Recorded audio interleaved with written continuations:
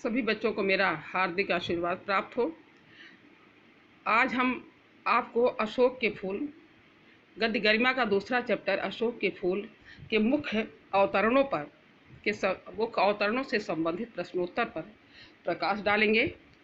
जो मुख्य अवतरण है उसकी व्याख्या और उससे संबंधित प्रश्नोत्तर को आज हम लोग पढ़ेंगे और आप सब अच्छी तरह से इसको समझिएगा।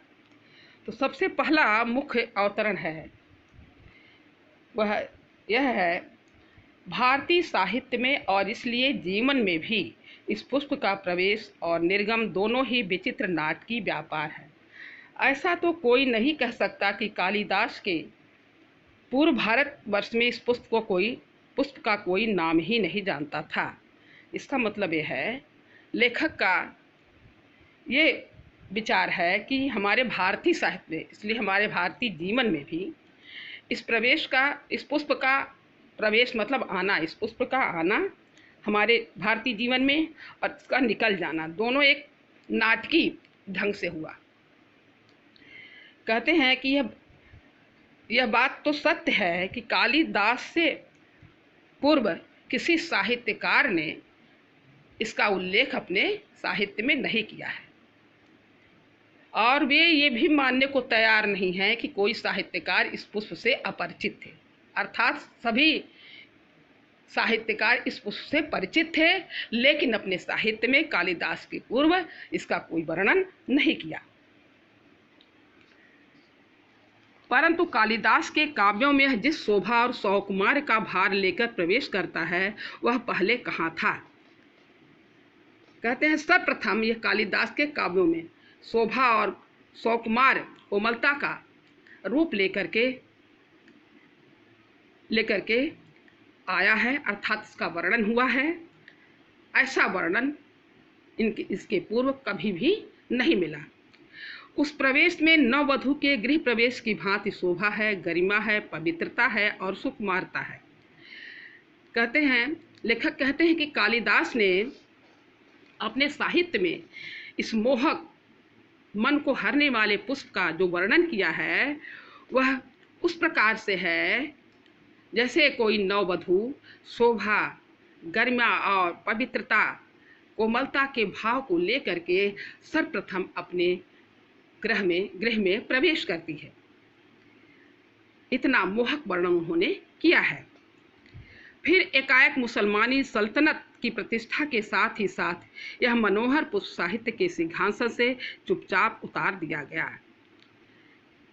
जैसे ही मुस्लिम शासन की प्रतिष्ठा हुई, यह मन को हरने वाले इस पुष्प को, अशोक पुष्प को साहित्य के सिंहासन से उतार दिया गया, अर्थात साहित्य से इसको हटा दिया, अर्थात साहित्य में इसका वर्णन नहीं मिला।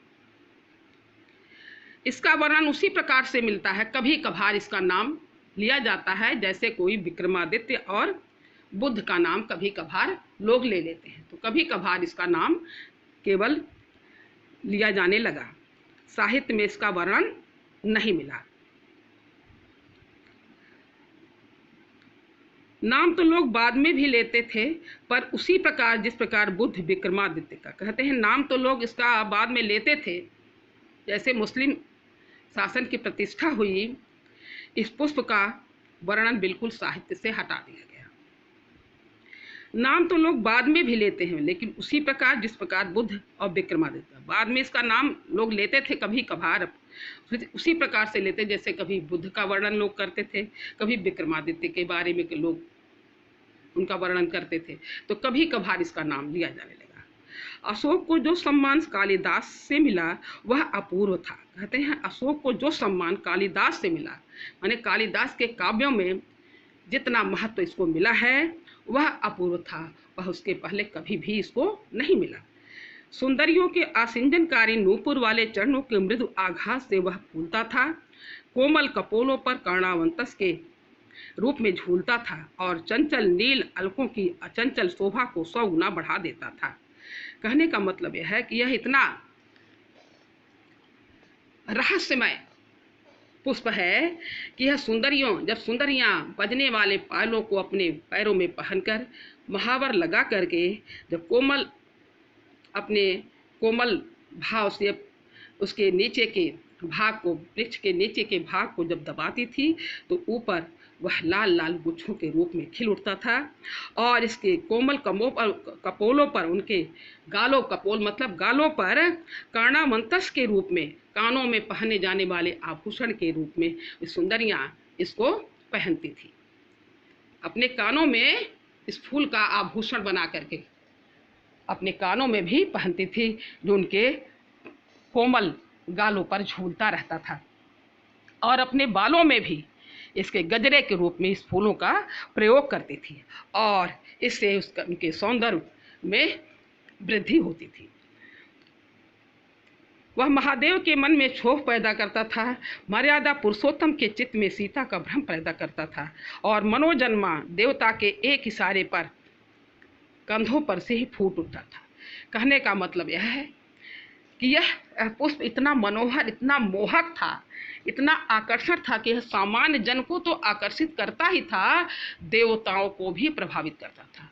महादेव, भगवान शंकर और भगवान राम इस फूल से इतना आकर्षित होते थे, उनके मन में पार्वती और सीता का यह भ्रम उत्पन्न कर देता था। मनोजन्मा देवता के एक इशारे पर, इच्छा से जन्म लेने वाले देवता के एक संकेत पर उनके कंधों पर यह फूल इतना रहस्यमय है कि उनके संकेत मात्र से उनके कंधों पर यह खिल उठता था। यह ऐसा विस्मयकारी, ऐसा विचित्र और ऐसा अनोखा पुष्प था। अब इससे संबंधित आपका जो प्रश्न है, अब इसमें रेखांकित है, जो रेखांकित अंश है वो रेखांकित किया गया है, उसी रेखांकित अंश का व्याख्या केवल आपको लिखनी है। पहला प्रश्न है, उपर्युक्त गद्यांश में उपरित गद्यांश का संदर्भ लिखिए। ये पहला प्रश्न है। तो इसका उत्तर है, प्रस्तुत अवतरण आचार्य हजारी प्रसाद द्विवेदी के प्रसिद्ध निबंध अशोक के फूल से ली गई है। यह निबंध हमारी पाठ्य पुस्तक गद्य गरिमा में संकलित है। ये इसका संदर्भ होगा। दूसरा प्रश्न है, अशोक के फूल को किस कवि ने सम्मान दिया? इसका उत्तर है, अशोक के पुष्प को महाकवि कालिदास ने सम्मान दिया। तीसरा है, उपर्युक्त गद्यांश में किस प्रसंग का वर्णन है? इसका उत्तर है, उपर्युक्त गद्यांश का प्रसंग यह है कि कालिदास के काव्यों में इसका उल्लेख बड़े ही सुंदर ढंग से हुआ है, परंतु मुस्लिम शासनकाल में इसे महत्व नहीं मिला। अगला प्रश्न है, अशोक पुष्प को सम्मान किससे मिला? इसका उत्तर जो है कालिदास से मिला। इसका उत्तर पहले ही हो चुका है। फिर है, गद्यांश के रेखांकित अंश की व्याख्या कीजिए। इसका उत्तर है, जो रेखांकित अंश आपके किताब में दिया है वह इस प्रकार है, कालिदास के काव्यों में यह जिस शोभा और सौकुमार का भार लेकर प्रवेश करता है वह पहले कहाँ था? उस प्रवेश में नववधू के गृह प्रवेश की भांति शोभा है, गरिमा है, पवित्रता है और सुकुमारता है। यहाँ तक ये रेखांकित अंश है। इसकी व्याख्या है, इस प्रकार है, लेखक का मानना है कि कालिदास से पूर्व किसी भारतीय साहित्यकार ने अपनी रचना में इस पुष्प का उल्लेख नहीं किया। कालिदास की काव्य रचनाओं में पहली बार इस पुष्प का उल्लेख हुआ है। अपनी पूरी शोभा और सुकुमारता के साथ कालिदास के साहित्य में यह दिखाई पड़ता है। कालिदास के साहित्य में इसका प्रवेश उसी शोभा, गरिमा और पवित्रता के साथ हुआ है जैसे कोई नववधू शोभा, गरिमा और पवित्रता के भाव से ओतप्रोत होकर प्रथम बार गृह प्रवेश करती है। ये रेखांकित अंश की व्याख्या हो गई। अगला प्रश्न है, कालिदास के काव्यों में अशोक का प्रवेश किस प्रकार हुआ? इसका उत्तर है, कालिदास के काव्य में अशोक का प्रवेश किसी नववधू के प्रथम गृह प्रवेश की भांति हुआ, जिसमें अप्रतिम सौंदर्य, सम्मान, कोमल तथा पवित्रता के भाव हैं। अगला प्रश्न है, किस काल में अशोक को साहित्य के सिंहासन से उतार दिया गया? इसका उत्तर है, मुस्लिम शासन काल में अशोक को साहित्य के सिंहासन से उतार दिया गया। अगला प्रश्न है, अशोक को अपूर्व सम्मान किससे मिला? इसका उत्तर है, अशोक को अपूर्व सम्मान कालिदास से मिला। अगला प्रश्न है, किसके मृदु आघात से अशोक फूलता था। आपके किताब में जो प्रश्न दिया है, इस मृत्यु दिया है, मृत्यु की जगह मृदु होना चाहिए, मृदु मतलब कोमल। किसके मृदु आघात से अशोक फूलता था। इसका उत्तर है सुंदरियों के असिंजनकारी नूपुर वाले चरणों के मृदु आघात से अशोक फूलता था। ये आपका एक अवतरण की व्याख्या, उससे संबंधित प्रश्नोत्तर ये पूरा हुआ।